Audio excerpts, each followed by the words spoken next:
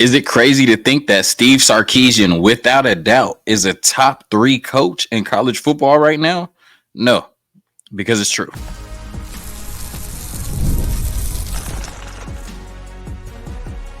You are Locked On Longhorns, your daily podcast on the Texas Longhorns.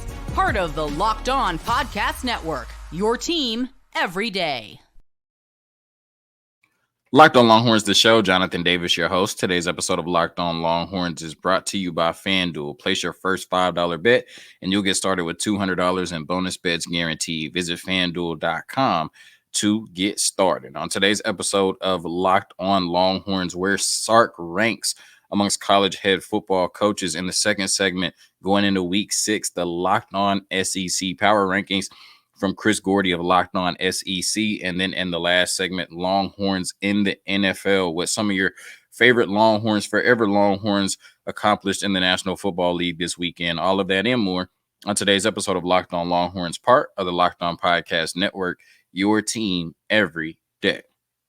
So I remember I started doing Locked On Longhorns in February of 2022, and coming up on 3 years, actually, in 4 months, right? Time flies. But I started doing Locked On Longhorns in February of 2022.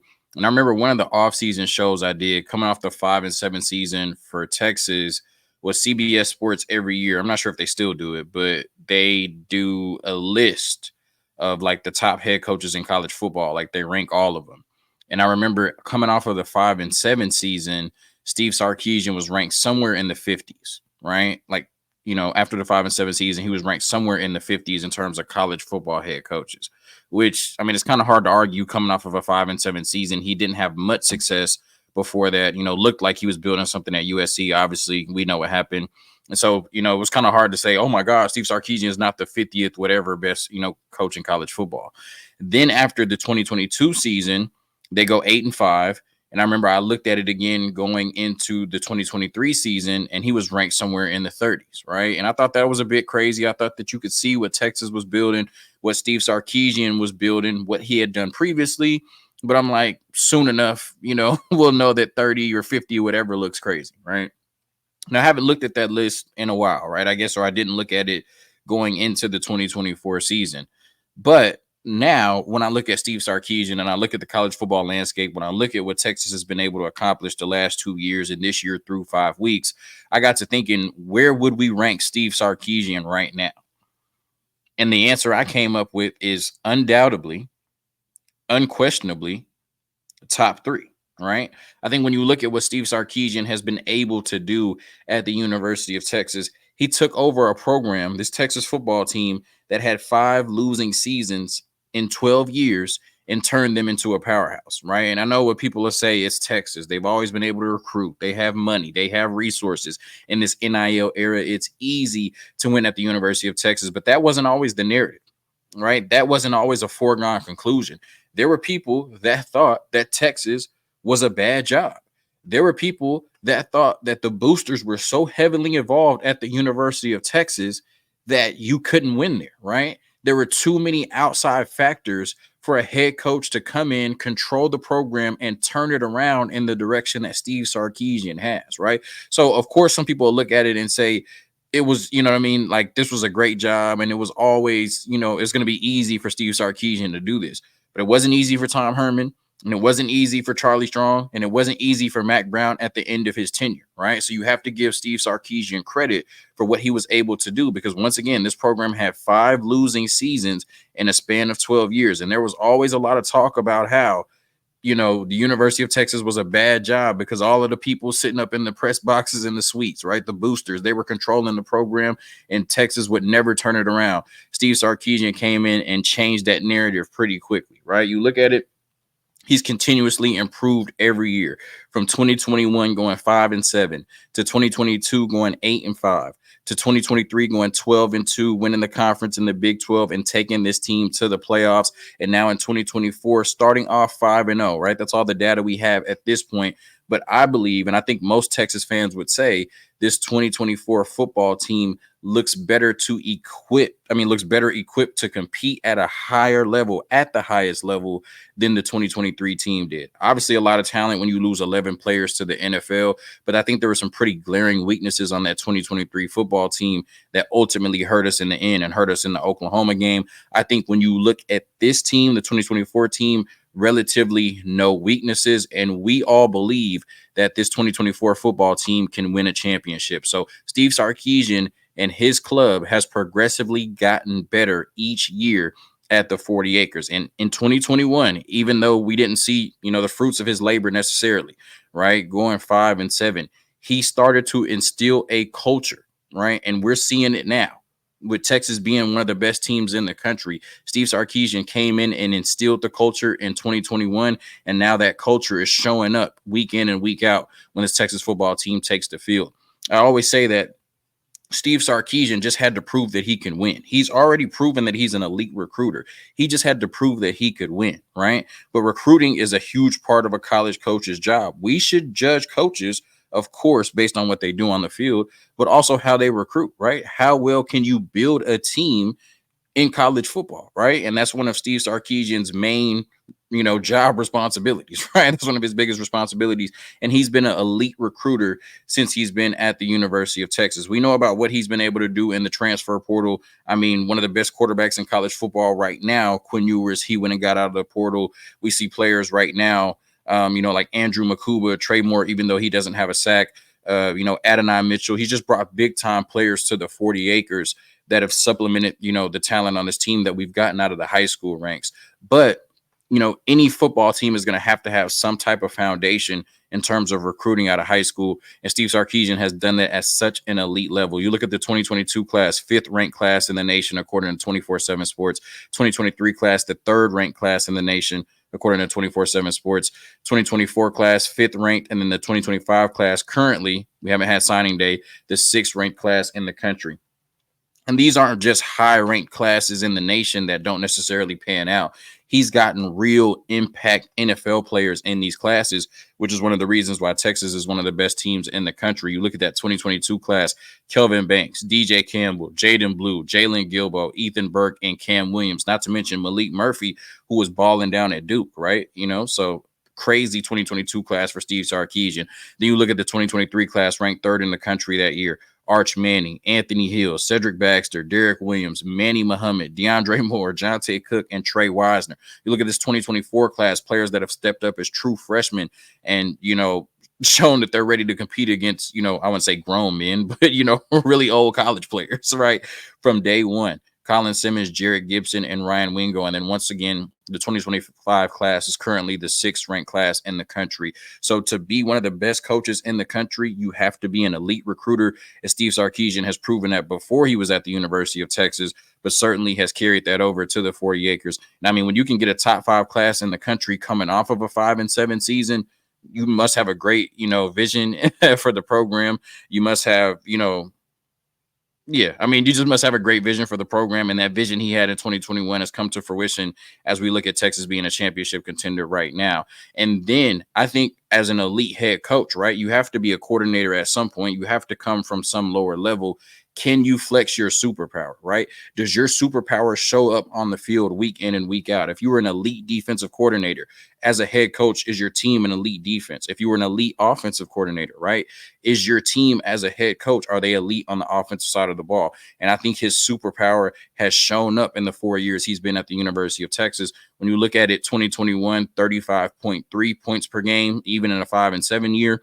2022, 34.5 points per game. 2023, 35.8 points per game. And then this year through 5 games, 45 points per game, right? So Steve Sarkisian has brought in the elite offense that we've seen everywhere else in his previous stops to the University of Texas. His superpower as an offensive coordinator has shown up as the head coach of the 40 acres. So Steve Sarkisian, in my mind, is undoubtedly a top 3 head coach in college football right now. The 2 I would put above him, right?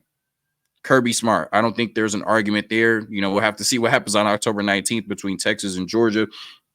But when you look at it, just 40, I think whatever it is, 41-3 over the last 3 years. Only losses to Alabama. Now he does have an Alabama problem. He has to figure that out. But against anybody else, Kirby Smart is the best, head coach in college football, winning those two national championships, in the conversation every year. Just what he's done at Georgia. Definitely going to defer to Kirby Smart as the number one head coach in the country. And then number two, some Longhorn fans would argue it would be Steve Sarkisian right there. I would go with Kalen DeBoer. He's just proven that he can win, right? Over a 90% winning percentage in his career. He was able to do it at Washington, a stop that Steve Sarkisian had. Steve Sarkisian resurrected that program, but he didn't take him to the national championship game, like Kalen DeBoer did. Now, people said, will he be able to do it at Alabama? Still a short amount of time, not a huge sample size, but he's 4-0 at Alabama, and he has, a somewhat decent sized win against Wisconsin and then a huge win against Georgia, right? So he's obviously carried over his winning ways to the University of Alabama, and he's 2-0 in the head-to-head against Steve Sarkisian. Both of those matchups, him being at Washington and Steve Sarkisian being at the University of Texas. So I don't think it's crazy if you think that, Steve Sarkisian should be ranked above Kalen DeBoer, but I'm going to give Kalen DeBoer the deference because he is 2-0 in the head-to-head of, above Steve Sarkisian and a 90% career winning percentage. At this point, he's done it at Washington and at Alabama through 4 games. So you can't really argue it anymore. You know what I mean? So I got Kirby Smart, number one, no doubt in my mind right there. And then I got Kalen DeBoer, number 2. But Steve Sarkisian, to me, right now, has proven that he is a top 3 head coach in college football. And then I think it's everybody else. I don't think anybody else outside of Kalen DeBoer and Kirby Smart should be in the conversation right now with Steve Sarkisian in terms of the top head coaches in college football. A quick word from our sponsors, and then we get into this week's Locked On SEC Power Rankings going into Week 6, even with Texas on a bye.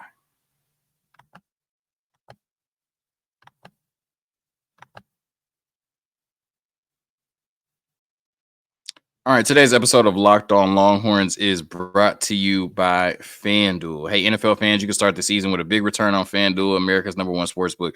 So when you get a hunch in the middle of the game, you can check out the latest stats, view live play-by-play, and so much more on the same page where you place your bets. You'll get started with $200 in bonus bets guaranteed when you place your first $5 bet. That's FanDuel.com. Place your bet today. All right, getting into this week's Locked On SEC Power Rankings. Texas on a bye, but still going to show Chris Gordy some love from Locked On SEC and react to the power rankings. Of course, last week he had lost his damn mind putting Tennessee over the University of Texas after beating Oklahoma, who almost lost to Auburn, true freshman quarterback or not for Oklahoma. But nonetheless, he got the engagement he wanted, right? We talked about it on here. And so now I'm going to show you his Week 6 power rankings from Locked On SEC, pulling up on the screen. As always, if you're listening on audio, you just have to take my word for it.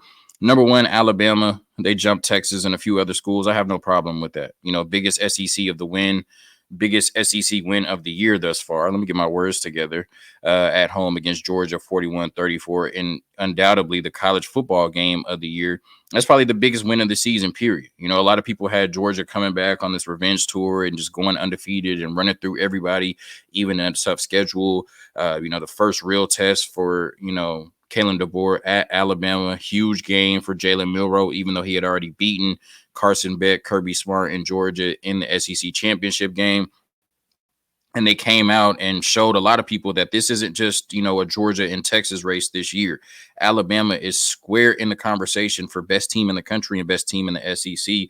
So they should be at number 1. Texas faltered a little bit against Mississippi State, wasn't as dominant as most people expected them to be, but still beat them 35-13. This is still a complete team, a championship team. And 5-0 on the season. Looks like one of the best teams in college football. So Texas, number 2. Tennessee coming off of a bye, but this is one of the most complete teams in college football as well, right? Scoring over 50 points a game, maybe in the 40s now because they didn't score a ton of points against Oklahoma, but offensively and defensively, they look like one of the best teams in the country. Strong running game, explosive passing game, and a defense that can really shut you down and get after the quarterback. So Tennessee, number 3, number 4 in the country overall, was certainly the 3rd best team in the SEC, I would say right now. Georgia, number 4. Right, still one of the best teams in the country. Still a team you're going to have to go through to win the SEC and the national championship. And I don't think anybody would be surprised if Georgia ran the table, right? That's a really good Alabama team that they lost to. So, no shame in that. Georgia, definitely deserves to be number 4, I believe, in the SEC power rankings. Missouri, number 5, right? Coming off of a bye. Did have a scare against Vanderbilt, but, they're still undefeated in the SEC. So, in terms of SEC power rankings, every team behind them has lost a game. So, it makes sense that they're in the top 5. We'll get to see how good Missouri is. Maybe not necessarily, but they are going on the road to play Texas A&M. That could be a tough environment, a tough game. Vegas thinks so because Texas A&M is actually favored in this game against Missouri. So we'll find out a lot about who Missouri is on Saturday at 11 a.m. Number 6, Ole Miss, right? We finally get to see them play somebody, and it's not the result that anybody expected, right? They played a bunch of cupcakes in the non-con, including Wake Forest. First time they face off against an SEC team in Kentucky, they lose the game. And that crazy explosive offense that was averaging, 575 yards a game and over 50 points gets shut down against Kentucky, even though Kentucky is one of the best defenses in the country. So not a great look for Lane Kiffin and Ole Miss going against, a SEC team in Kentucky and losing like that. But I still would put Ole Miss above every other team behind them, and they still should be a really good candidate to make the playoffs and do some damage the rest of the season. Still a really good roster. 7, LSU, right? I think when you look at the teams behind them, maybe you could argue Texas A&M should be above LSU. I guess it all depends on how you feel about Notre Dame and USC, the teams that they lost to respectively. But I have no problem with LSU at 7. I still think on any given Saturday they could beat any team in the SEC if they play their best ball. Texas A&M is interesting. I guess it all depends on who they have at quarterback, Marcel Reed or Connor Weigman. But, obviously Marcel Reed has not lost a game since he's been in there. And this defense is playing really well. And, I think Texas A&M is going to be a tough out for anybody. Even Texas, who's way more talented than them, should win that game by a good margin. That's going to be a rivalry game. A legacy game, the state of Texas on the line. And, like I said, Texas A&M will be a tough out for anybody. So 4-1. Very interesting, opportunity on Saturday for them to knock off a Missouri team and, get a really big win, or their first huge win, I would guess, in, the Mike Elko era. But I have no problem with Texas A&M at number 8. That seems about right for them. South Carolina. They had the big win over Kentucky, which looks really good because Kentucky almost knocked off Georgia and then ultimately knocked off Ole Miss. But then you have the really bad loss of being up 17 on LSU and then losing the lead in that game. But I think based on the way that everybody's looked behind them, South Carolina should be at number 9. Oklahoma, got a gritty win against Auburn, a game that they almost lost until Peyton Thorne did what Auburn quarterbacks do and threw an interception, a pick 6 that ultimately allowed Oklahoma to win that game. But I think when you look at that offense and, just the way that they've looked through the first 5 weeks of the season, Oklahoma certainly does not look like one of the 9 best teams in the SEC. And I wouldn't, necessarily make an argument for them over LSU or Texas A&M, maybe South Carolina. But at that point, you're nitpicking. So 9, 10, that makes sense for Oklahoma. Kentucky up to number 11, played Georgia tough.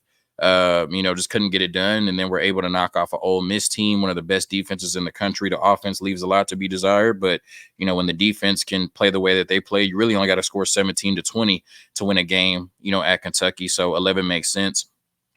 Arkansas, they were, really a blown lead away against Oklahoma State from being undefeated, but then had a chance to, kind of prove that they were better than a lot of people thought they were in the game against Texas A&M, in Jerry World and AT&T Stadium, and they were unable to win that game. So I think they're rightfully placed at number 12. Vanderbilt at number 13. Vandy is Vandy. That seems about right. Auburn, Florida, and Mississippi State, I think you can interchange these teams every week depending on how bad they play, right? I mean, Auburn had that game won at home. Even though this isn't the Oklahoma team we're accustomed to seeing, that still would be a really big win for Hugh Freeze in year 2 and for Auburn, especially when they had already lost to Arkansas and Cal. But then Auburn just did Auburn things. Peyton Thorne throws a pick 6, and then Oklahoma gets the win. So Auburn's at number 14. Mississippi State, I thought they showed some fight against Texas, but, they've been really bad. Only 1 win on the season. So they're at number 16. And Florida has a lame duck head coach, you know what I mean, in Billy Napier. And the way that they play, they're going to interchange with Mississippi State at 15 and 16 all season. The only reason Florida's at 15 and Mississippi State is at 16 is because Florida got the win over Mississippi State. So those are the Locked On SEC power rankings going into week 6. Once again, Texas on a bye. Shout out to Chris Gordy for dropping those every week at Locked On SEC so we could talk about them on Locked On Longhorns. And now a quick word from our sponsors, and then we close out with some Longhorns doing their thing in the National Football League over the weekend.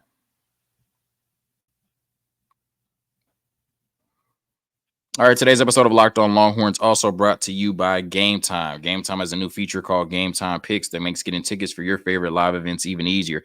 Gametime Picks filters out the fluff to show you only incredible deals on great seats so you don't have to waste time searching through thousands of tickets. Some of the best features of the Gametime app are priority Gametime Picks. Creation makes it easier to save more on sports, concerts, comedy, theater, etc.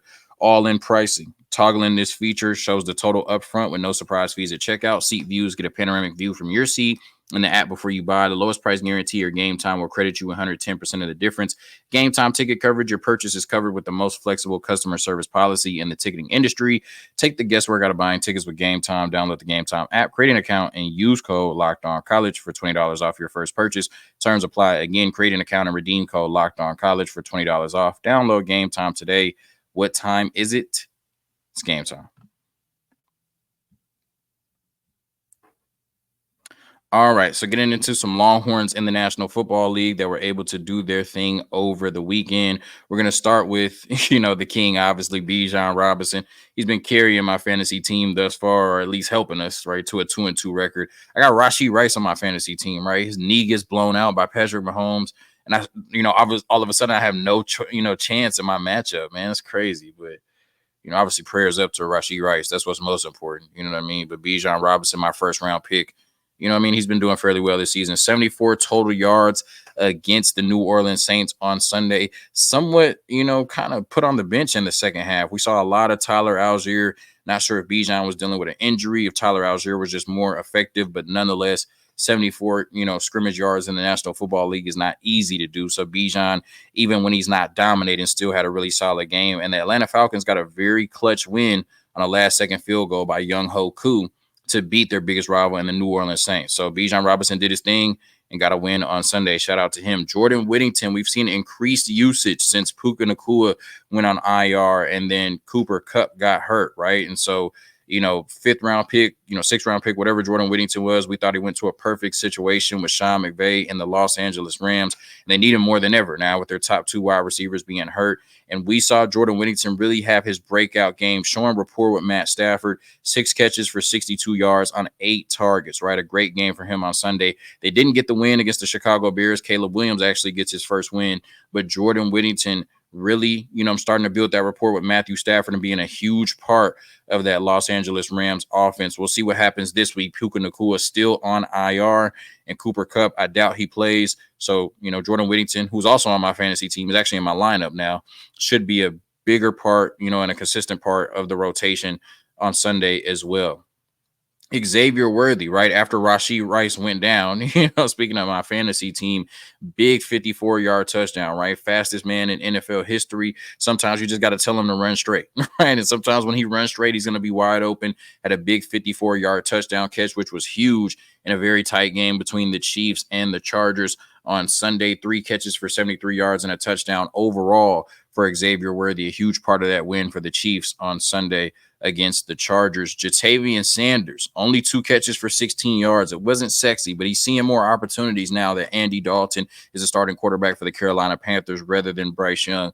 And would you believe me if I told you, right, that 4 games into the season, 2 catches for 16 yards is a career high for Jatavian Sanders. So obviously still growing into the position, one of the hardest positions to transition from college to the NFL in is tight end, right? And I expect, Jatavian Sanders to continue to get better over the course of the season.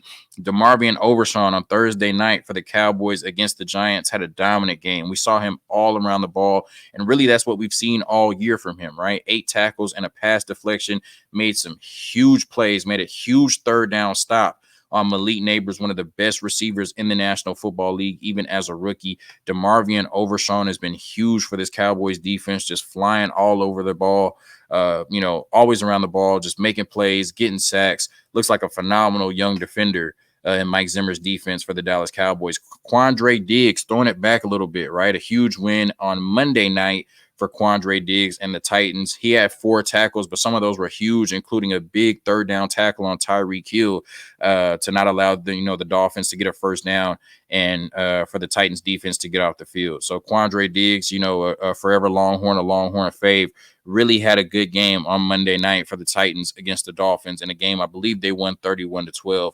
One of the biggest reasons they only allowed 12 points was because Quandre Diggs was all over the place on the defensive side of the ball. And then shouting out Jonathan Brooks, right? He was on the PUP list coming into the season, so he had to miss the first 4 games. That is now over. He is eligible to come off the PUP list. Now, the head coach has already said he won't begin practicing this week, so we won't see Jonathan Brooks in week 5, but we are closer and closer to seeing the Longhorns' leading rusher last year finally take the field for the Carolina Panthers. Thank you for tuning in to another episode of Locked On Longhorns, part of the Locked On Podcast Network, your team every day. Hook 'em.